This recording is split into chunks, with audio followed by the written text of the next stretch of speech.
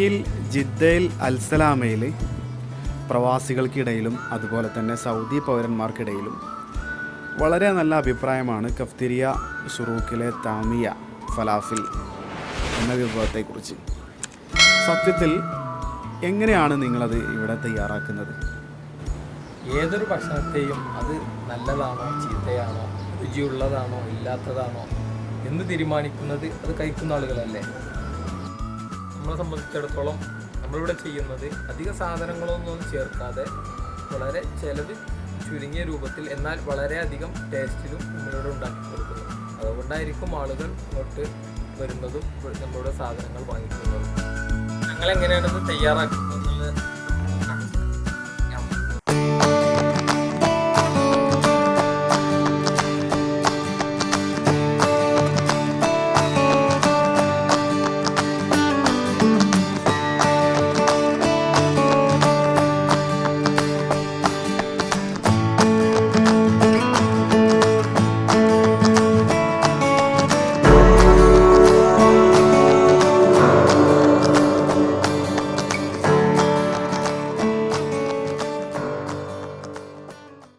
നമ്മളിവിടെ എടുത്തിരിക്കുന്നത് 2 കിലോ കടലയും അതുപോലെ തന്നെ 2 കിലോ പരിപ്പുമാണ്. നല്ല ശുദ്ധമായ നല്ല വൃത്തിയുള്ള 2 ബക്കറ്റുകളിലാക്കി 3 മണിക്കൂർ അത് വെള്ളത്തിലിട്ട് വെച്ചു. ശുദ്ധമായ വെള്ളം ഉപയോഗിച്ച് നന്നായിട്ട് രണ്ടും വൃത്തിയായി കഴുകുക അല്ലേ? കഴുകി വെള്ളത്തിലിട്ട് വെച്ച് 3 മണിക്കൂർ പുതിർത്തി വെക്കുക. ശരി, 3 മണിക്കൂർ പുതിർത്തി വെക്കണം കഴുകിയതിന് ശേഷം. ഓക്കെ.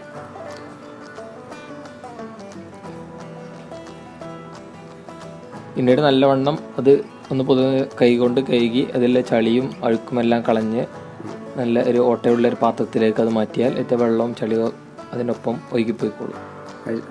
അത് അരിച്ചെടുക്കുന്നതിന് വേണ്ടി വെള്ളം എല്ലാം പുറത്ത് കളയുന്നതിന് വേണ്ടി ദ്വാരമുള്ള എന്തെങ്കിലും പാത്രം ഉപയോഗിച്ച് അതിലേക്ക് മാറ്റുക. ഇതുപോലെ അല്ലേ? അതുപോലെ. ഓക്കെ. സ്റ്റീൽ പാത്രമാണ് ഉപയോഗിച്ചിരിക്കുന്നത് അല്ലേ? സ്റ്റീൽ പാത്രം ഒന്നുകൂടി നല്ലത്. ഓക്കെ.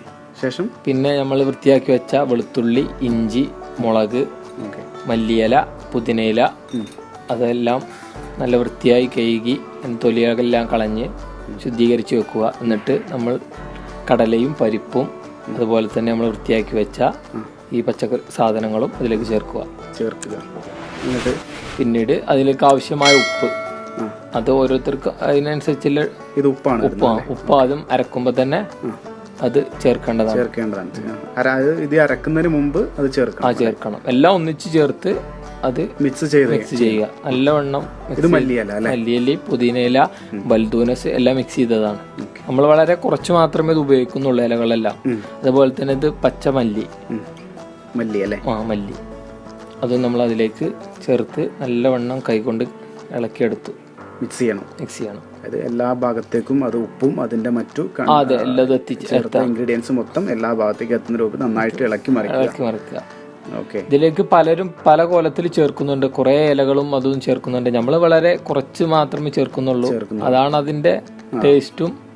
അത് ശരി. അതാണ് നമ്മളെ ഇനി നമ്മുടെ മെഷീനിലേക്ക് അത് ഇടുകയും അത് അരച്ചെടുക്കുക. പാകത്തിന് വേണ്ട രൂപത്തിൽ മെഷീനിലേക്ക് നിക്ഷേപിച്ച് അരച്ച് പുറത്തെടുക്കും. അതെ, അത്ര.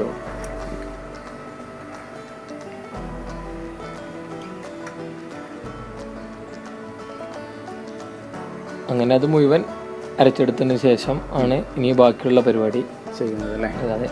ഓക്കെ.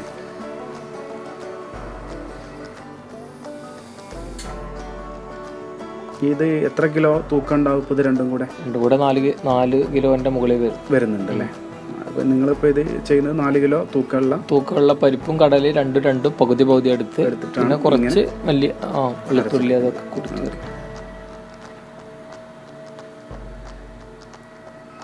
ഇത് പലരും ചെറിയ മിക്സിയിലും ഇത് ചെയ്യാം. നമ്മളത്തെ ഇവിടെ മെഷീന് വലിയ മെഷീൻ ഉള്ളത് കൊണ്ട് നമ്മൾ എങ്ങനെ ചെയ്യുന്നു. മെഷീൻ ഇല്ലാത്തവർക്ക് മിക്സിയിൽ ചെയ്ത് എടുക്കാവുന്നതാണ്. നല്ലവണ്ണം അരയരുതെന്ന് മാത്രം. ഒരു ചെറിയൊരു തരി കിട്ടണം. കുറച്ച് വലിയ തരികളായിട്ട് കിട്ടിയാൽ ഒന്നുകൂടി നന്നായിട്ട് അരഞ്ഞ് പേസ്റ്റ് പോലെ ആവാൻ പാടില്ല. ഇനി അരച്ചെടുത്തതെല്ലാം നേരത്തെ നമ്മൾ അരച്ച പാത്രത്തിൽ തന്നെ വീണ്ടും ഇട്ട് ഫ്രിഡ്ജിൽ വെച്ച തണുത്ത വെള്ളം ഉപയോഗിച്ച് കുഴക്കുക. തണുത്ത വെള്ളം ഇതിലേക്ക് ഒഴിച്ച് തണുത്ത വെള്ളമാകുമ്പോൾ പെട്ടെന്ന് കേടുവരില്ല. കുറേ മാവ് കുറേ ഉണ്ടാക്കുന്നതല്ലേ, അപ്പോൾ പെട്ടെന്ന് കേടുവരില്ല. നമ്മളിത് ഒരു ദിവസം രാവിലെ മുതൽ ഉച്ച വരെ നമ്മളെ കടയിൽ ഉപയോഗിക്കാനുള്ള സാധനമാണ് ഇപ്പോൾ ഉണ്ടാക്കുന്നത്.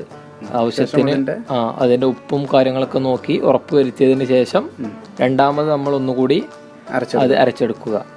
അത് പകുതി അരച്ചും പകുതി അരക്കാതെയും കൂട്ടിയാണ് നമ്മൾ മിക്സ് ചെയ്യാറ്. കുറച്ച് ഇതിലുള്ള ഈ പാത്രത്തിലുള്ള ഒട്ടുമിക്ക ഭാഗവും അരച്ചെടുക്കുകയും കുറച്ച് അരക്കാതെ മാറ്റി വെച്ചിട്ട് അരച്ചതും ഈ അരക്കാത്തതും കൂടെ മിക്സ് ചെയ്തെടുക്കും അല്ലേ. അപ്പോൾ ഒന്നുകൂടി ക്രിസ്പി ആയിട്ട് കിട്ടും നമ്മുടെ താമിയ. ഓ ശരി. വീണ്ടും വെള്ളം ഒഴിക്കണോ? വീണ്ടും ആ വെള്ളം ഒഴിച്ച് കുറച്ച് നമുക്ക് അടച്ചു വെച്ച് അതിന് ഫ്രീസറിൽ വെക്കാനാണ്. ഫ്രീസറിൽ വെക്കണം അല്ലേ? അതായത് ശരിക്കും മിക്സ് ചെയ്യണം. അതെ, ഇവിടെ സൗദിയിൽ ചൂടല്ലേ, പുറത്ത് വെച്ചാൽ കേടുവരും. അപ്പോൾ നമ്മളെപ്പോഴും തെല്ലാജിൽ വെച്ചിങ്ങാണ്ട്, തെല്ലാജ് എന്ന് പറയുമ്പോൾ ഫ്രീസർ. അതെ അതെ അതെ. വേണ്ട രൂപത്തിൽ അത് ശരിക്കും അടച്ച് മൂടി ഭാഗത്തൊന്നും കിടക്കാത്ത രൂപത്തിൽ ഭദ്രമായി അടച്ചിട്ട് തന്നെ ഫ്രീസറിലേക്ക് കൊണ്ടുപോയി വെക്കുക.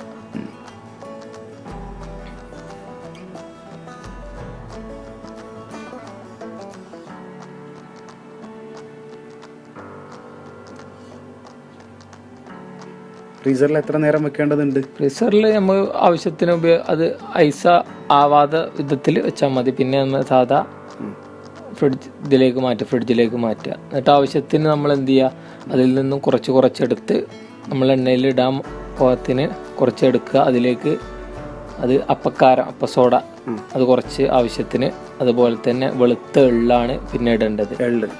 ഇതിൻ്റെ മെയിനായിട്ട് നമ്മൾ കാണുന്നത് എള്ളാണ് ഒന്ന്. അതിൻ്റെ ടേസ്റ്റിലും അതിൻ്റെ ഭംഗിയിലും നമുക്ക് പ്രത്യേകം എടുത്ത് കാണിക്കും. എന്നിട്ട് മിക്സ് ചെയ്യണം. എന്നിട്ട് നല്ലവണ്ണം മിക്സ് ചെയ്ത് പിന്നെ ചുടാൻ വേണ്ടി നമ്മൾ തയ്യാറാക്കുക. മിക്സ് ഫ്രിഡ്ജിലെടുത്തതിന് ശേഷം പിന്നെ മിക്സ് ചെയ്ത് അതെ ഇതുപോലെ എണ്ണയിലേക്ക് തിളച്ച എണ്ണയിലേക്ക് അത് അതിന് പ്രത്യേകം ഒരു ചെറിയൊരു മെഷീൻ അതിനുണ്ട്, ഒരു ഉപകരണം. അതായത് താമിയന്റെ ആ അളവ് കറക്റ്റ് ആക്കാൻ വേണ്ടി ഉപയോഗിക്കും. ശേഷം പൊരിച്ചെടുക്കും. അതെ. തീയൊക്കെ എങ്ങനെ കത്തണം? തീ കുഴപ്പമില്ലാത്ത രീതിയിൽ കുറച്ച് അത്യാവശ്യം തീ വേണം, ഇല്ലെങ്കിൽ ഉള്ളിൽ നല്ലവണ്ണം എണ്ണ പിടിക്കും. അങ്ങനെ നമ്മളെ താമിയ എണ്ണയിൽ നിന്ന് കോരിയെടുത്ത അവസാന രൂപമാണ് ഇപ്പോൾ നിങ്ങൾ കാണുന്നത്. ഇനി നമുക്ക് ടേസ്റ്റ് ചെയ്യാം. രണ്ടാളുകളെ വിളിക്കാം. ഒന്നാമത് ടേസ്റ്റ് ചെയ്യുന്നത് ചെറുമുറ്റം ഷർഫുദ്ദീൻ, പിന്നെ സലീം തൊടികപ്പുലം.